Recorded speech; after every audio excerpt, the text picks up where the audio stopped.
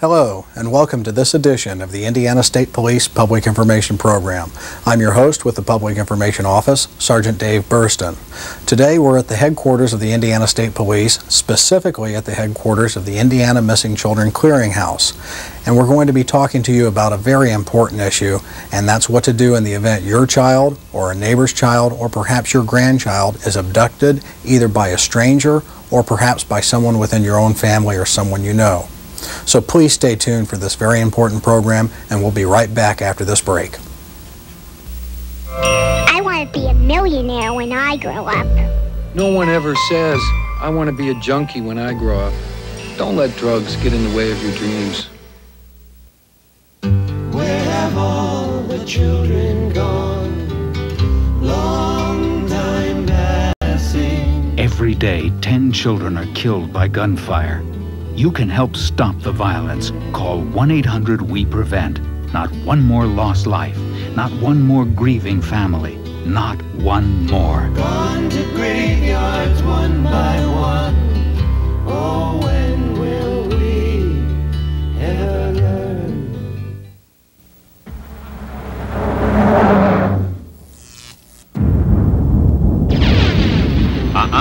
You'd better think again before cutting in front of that truck.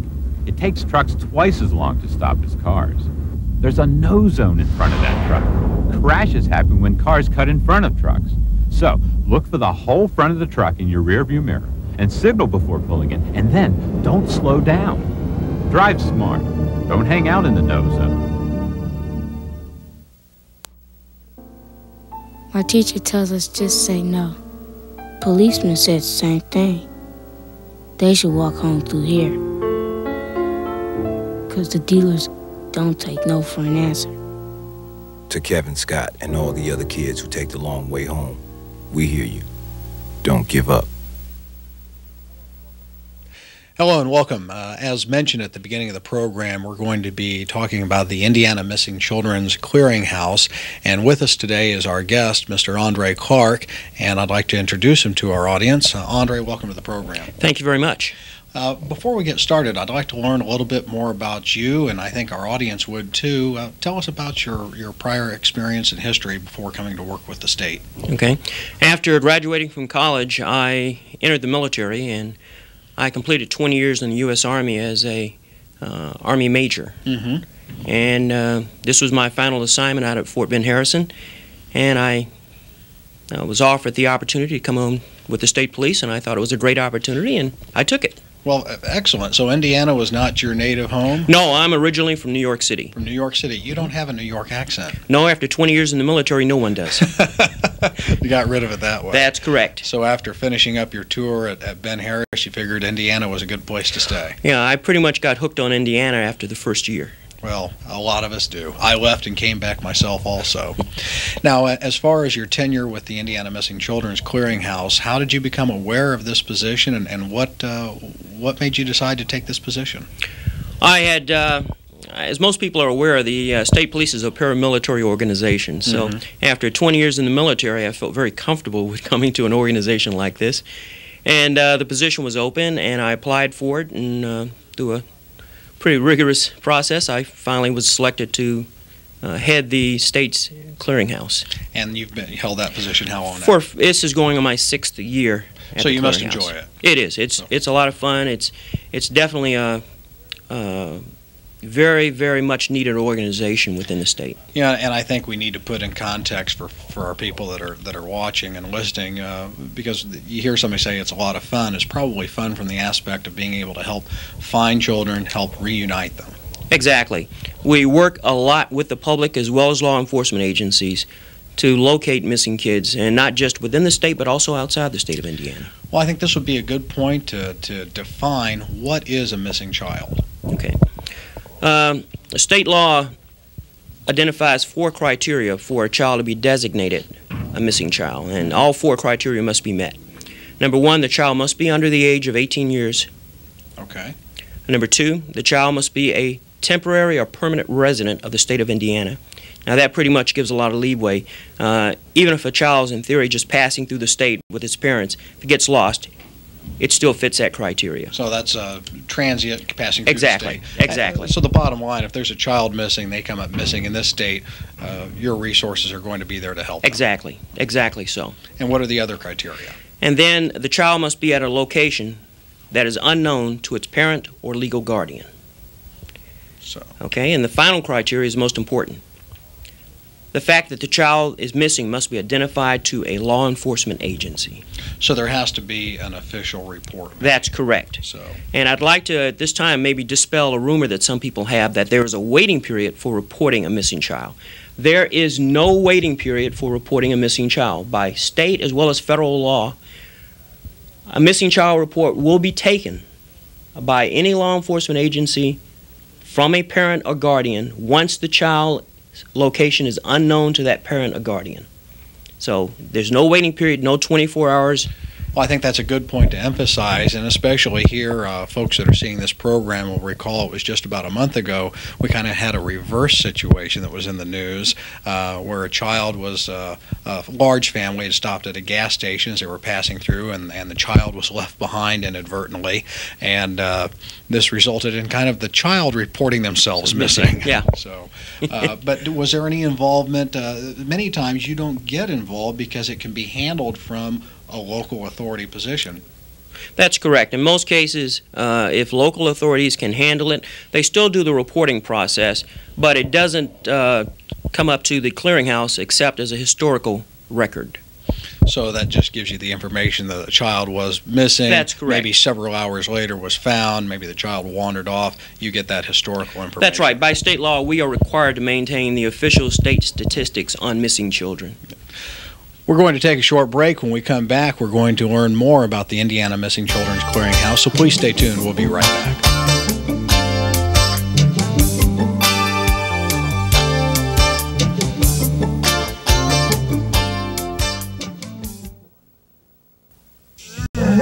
One of the reasons lions roar is to warn threatening bachelor males from other prides to stay away from their young. Here, a lion cub gets a lesson in proper roaring from its father. Teaching this behavior is not just crucial to the pride, but also to the survival of the species. Just a reminder how important it is for fathers to spend time with their children.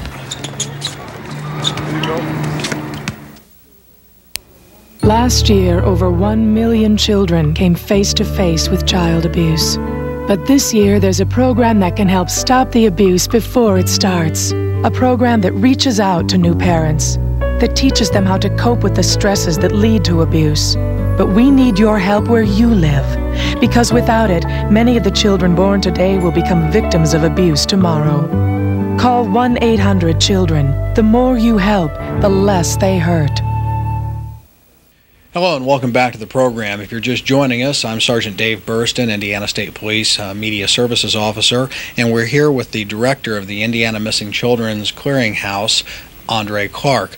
We've just been talking about some issues related to missing children, and from where we left off, Andre, we were going to start talking about actions that are taken by parents. So a mom or dad get up in the morning and discover their child is gone. So maybe they're a runaway, maybe there's something else. What does a parent do at that time? Okay, of course, first of all, they're going to initiate their own search to see if the child is in or around the house. Okay. Once they are satisfied that they don't know where the child is and the possibility exists the child is missing, they need to go ahead and notify law enforcement. So some of the things in looking, and I gave a scenario that they wake up in the morning and they're gone, it could just as easily be the child doesn't come home from school. Correct. So you're going to, mom or dad are going to want to call close by friends, or maybe there are relatives close by, so they're going to want to make a pretty detailed in-home, in-area search. Sure, but we caution people that time is critical. If the child is actually missing, and at this point in time we don't know why the child is missing, we don't want to delay initiation of notification to law enforcement because time is critical. So once you are satisfied that the child is not where you think that child should be, go ahead and call law enforcement.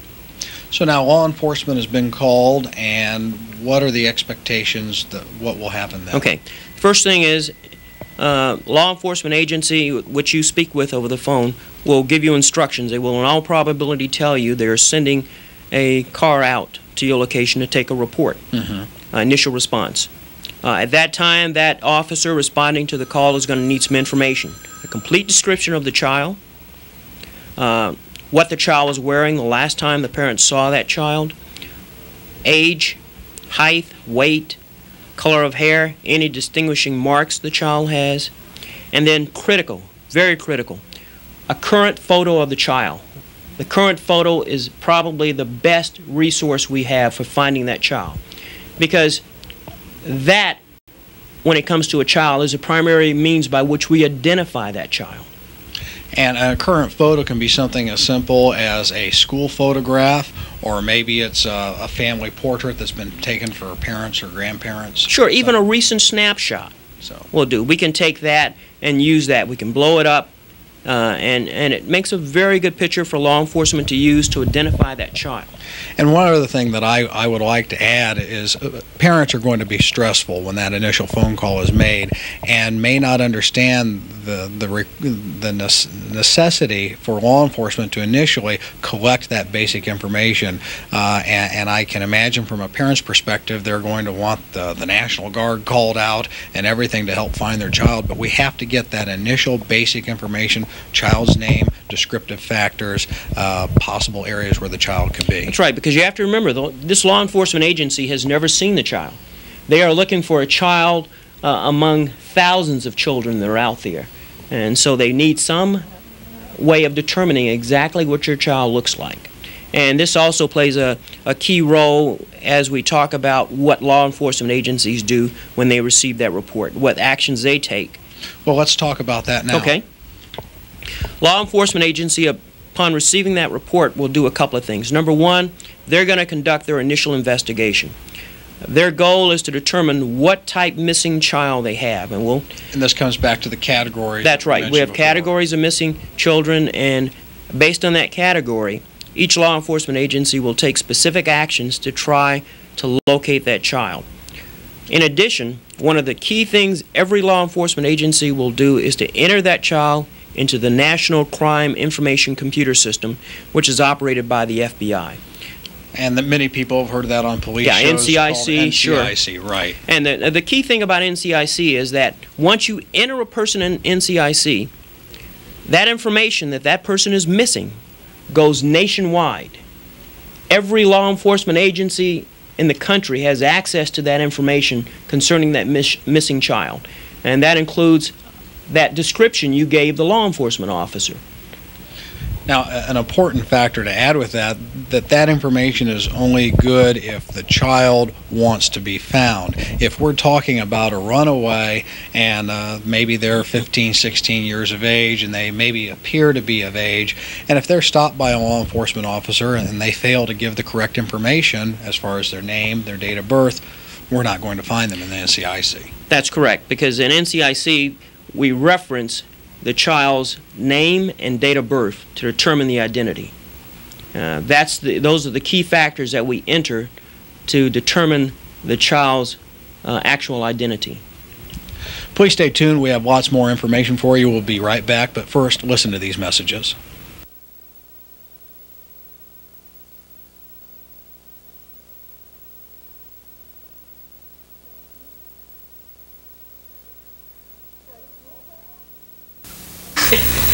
Cody, can you say that? 12, 13. They can't get that far. 1.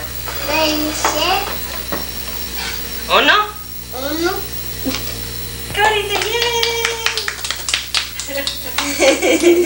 You little ham. Get the keys. Friends don't let friends drive drunk. They want to get me, I'm going to be ready to get them. They just shoot. They don't care who gets in the way. I want to be respected. This gets me respect, know what I'm saying? I'm afraid to walk to school, okay? Yeah, I might die. Everybody dies. Kids shooting, kids getting shot. They're all victims of gun violence. The killing won't stop unless you help stop it. Call 1-800-WE-PREVENT for free information. Not one more lost life. Not Not one more grieving family. Not one more. I don't want to die. Vince and Larry here to remind you that with or without airbags, kids belong in the back seat. Right, kids? You could learn a lot from a dummy. Buckle your kids in the back seat. As of July 1st, police officers can stop you for not wearing your seatbelt. Too often we have seen the tragedy of adults and children injured and killed in crashes because they were not restrained. So please, buckle up, because it's the safe thing to do. We're not slackers. We are fighters. We are not disrespectful. We simply express ourselves. We are not filled with hate. We're filled with hope. We're not the problem. We are the future. We're not Generation X. We are Generation Excellent.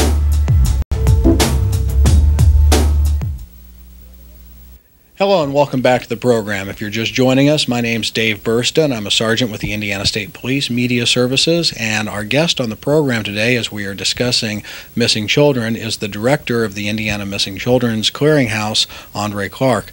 Andre, we were just talking in our last segment before the break as far as categories of missing children, and we showed those on the screen, but let's go in a little more in depth and explain what those categories are. Okay. The first category is non-family abductions. Now, this is the worst case scenario. This is what we used to call stranger abductions. This is where a child is taken by someone who is not a member of the family to places unknown. So that might be an example of mom is shopping with the children at the mall, one of the children goes to the bathroom, and then you don't see him again. Correct. Okay. And again, this is the most serious type case. This is the one where everyone gets involved. Yes. And in these type cases, time is of the utmost importance. In a case where we suspect a child may have been taken by a stranger, we have got to get law enforcement involved as soon as possible, because time equates to distance. The further away that child will get based on the amount of time. So we've got to get law enforcement involved right away. What's the second category? Second category are parental abductions. Now, parental abductions are where the family has split up, and the courts have decided that one parent will have custody of the children, and the other parent will get visitation. Well, the parent who gets visitation doesn't like it. So that parent decides to take the child or the children and basically flee. So in essence, they're taking the law in their own hands. That's correct. They may try to assume new identities. They may try to get the child to go by a different name. They may go to great lengths to keep from being found. Correct. And this type of situation is quite common nowadays. I mean, we have more and more of these type cases. And I'm happy to say in these type cases we have a very good success rate of locating the actual parent and the child. I won't ask you to give away any trade secrets because we don't want to let people know everything that we do to help find them. What's the third category? Voluntary missing. Under voluntary missing, we consider such things as runaways and what we call throwaways. Throwaways are kids who are just abandoned by the parents or the guardian. Now, the throwaways could cover a wide range. It could be because of totally irresponsible parents, or it could also be that the parent, an incorrigible child, where the parent maybe feels there's nothing left I can do, and they say, I wash my hands of you, which I'm still not saying that's not the proper thing to do, but that may be the different categories of throwaway children. Correct. So, and our fourth category? Fourth category is kind of a catch-all category. That's the unknown. We don't know why the child is missing. We know the child is missing, but the cause is unknown. So that's kind of a catch-all category until we can sort the child into one of the other three categories. Well, now that we've gone through those categories, let's talk a little bit about the mission of the Clearinghouse. Okay. The Indiana Missing Children Clearinghouse was brought into being by the legislature in 1985. Its specific functions include assisting law enforcement and parents in locating missing kids. Additionally, we have the responsibility of coordinating with other states as well as the federal government, which has agencies specifically dedicated to locating missing kids. We coordinate their efforts within the state on our cases as well as outside the state on our cases or other states' cases. Now, on the display board behind us, we have a number of different materials that are available through the Indiana Missing Children's Clearinghouse. Could we talk about those? Sure. We've got lots of products that are available through the Clearinghouse that are specifically designed to provide parents or guardians information on what to do when a child is missing, or even how to prevent a child from becoming a missing child, from becoming one of the categories we've mentioned in the past. Now, the key factor in obtaining any of these materials is to contact us through our 800 number. We have a 24-hour hotline that is used throughout the state. In fact, you can call anywhere from anywhere in the nation.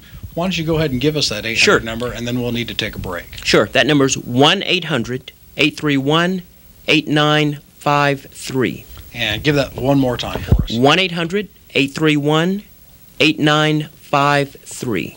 And that's the number to call in the event that you know of a missing child to be reported. That is the number to call. It's available 24 hours. Please stay tuned. We'll be right back.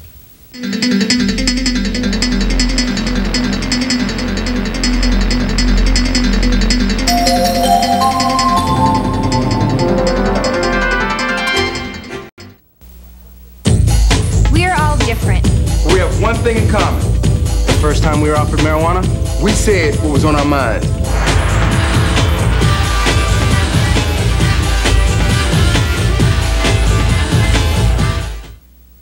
I pledge allegiance to myself and who I want to be. I want to be a teacher. Because I can make my dreams come true if I believe in me. I'm going to be the president. I promise to stay in school and learn the things I need to know. I want to be an actress. To make the world a better place for kids like me to grow. I promise to keep my dreams alive and be all I can be.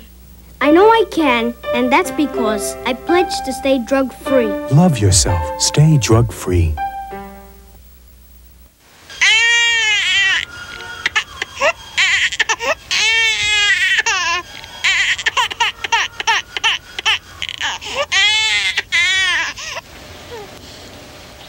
From birth to age 3 are the most important years in a child's brain development.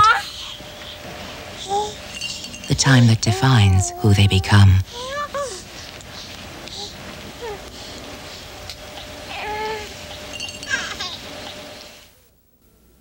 Let's use this piñata to show why kids under 12 don't belong in the front seat. Hey, that piñata looks like me. Really? I hadn't noticed. Hey, look, Vince. Candy. Yeah, all jawbreakers. You could learn a lot from a dummy. Buckle your kids in the back seat. Less crime is no accident. Programs like mentoring, job training, counseling, along with after-school activities are keeping kids away from crime and crime away from kids. Look around. You'll see that kids involved in these kinds of programs are kids who are staying out of trouble. It takes you and programs that work. Call 1-800-WE-PREVENT and we'll send you a free booklet. Call now and help take a bite out of crime. Hello and welcome back to the program. I'm Sergeant Dave Burston, Indiana State Police Media Services Officer, and if you're just joining us, we've been talking about the Indiana Missing Children's Clearinghouse, and we have as our guest with us here today the director, Andre Clark. Andre, there's a publication that the Clearinghouse uses to help put the word out about missing children, and also occasionally and to let people know that children have been found. You've got a copy with us. Yeah, Tell I us sure about do. that. This is the Indiana Missing Children Clearinghouse Bulletin. Now, the bulletin's published every quarter, and the purpose of it is to get the word out about kids that are missing within the state of Indiana. Now, we distribute this bulletin to every school, library, and hospital within Indiana, as well as sending it to the state police and the Attorney General's office of every other state. So we're talking about several thousand editions of this Correct. that come out every quarter. Correct. And in fact, any citizen can call us up on our hotline and request a copy of this. And that's the 800 number that you gave earlier. Correct. And I'm sure we can arrange to have that put on Sure. the screen again as we're talking now. And the bulletin's great selling point is the fact that it's got great photos as well as stats on the child. So you not only have all the information on the child, but a picture. And a picture is worth 1,000 words, especially when you're trying to find a child. Excellent point. Now, when you're talking, you jogged my mind there, statistics. We really haven't talked about the number of children that are reported on a ballpark average annually that are reported missing in Indiana. Do you have any of those figures off the top of your head? Believe it or not, those figures are much higher than you would surmise. I think last year we had around 18,000 missing kids within Indiana. Now, 18,000 just in the state of Indiana. Now, let me explain what that means. Okay. That means that law enforcement received that many reports of missing kids. So each time a child was reported missing, law enforcement made out a report. And many times those are where the child has wandered off, and they may be found within 10 minutes or within a couple of hours. That's right, and it's also the same with runaways. You have some children within the state that run away, believe it or not, on a monthly basis. And it's nothing to laugh at. But that's correct. And in those cases, what we've started doing is we've started getting assistance from child welfare in those type cases, because if a child's running away that often, there's a problem. Now, something else that we haven't mentioned as far as a resource, and I think it's probably been shown on the screen a few times, but the Clearinghouse has a website. Correct. We operate a website under the state police, and that website address is www.missingkids.org. Now, if somebody jumps on the internet and punches in that internet address, what will they see on the website? They will see the very same information that they find in the bulletin, plus they'll find information on missing children laws within the state. Mm-hmm. And we also have a screen there that they can use to actually send information to the Clearinghouse or to request information from the Clearinghouse. So another excellent resource. Exactly. And we have many more people getting on the internet every day, every month, so there's another way to access that information. Now, one more thing, we have a little bit of time left to talk about child ID kits. Okay. We spoke earlier when we talked about initial response by law enforcement when a child is reported missing. It is critical that you have a description of your child. Now, the state provides, through the Clearinghouse, missing child identification kits. Now, these kits are available through law enforcement agencies, and it basically has all of the information that a law enforcement agency would need to respond to your child being missing. So basically it gives the parent a format to follow as far as recording the information. And I think we need to stress, sometimes people become worried, Big Brother or the police are keeping this information. This is for the family. That's correct. They keep it. It doesn't go to law enforcement. That's correct. The only time law enforcement sees it is when you report your child is missing. So that's when it's used. Exactly. Andre, I want to thank you very much for being on the program today and for passing along this very important information about the Indiana Missing Children's Clearinghouse. We hope that you have enjoyed today's program and will tune in with us for future events. And if you've watched our program before, you know how it ends. When you're out driving later today or tomorrow, anytime, please remember to buckle up. The life you save may be your own or that of somebody you love. Till next time, take care. Bye-bye.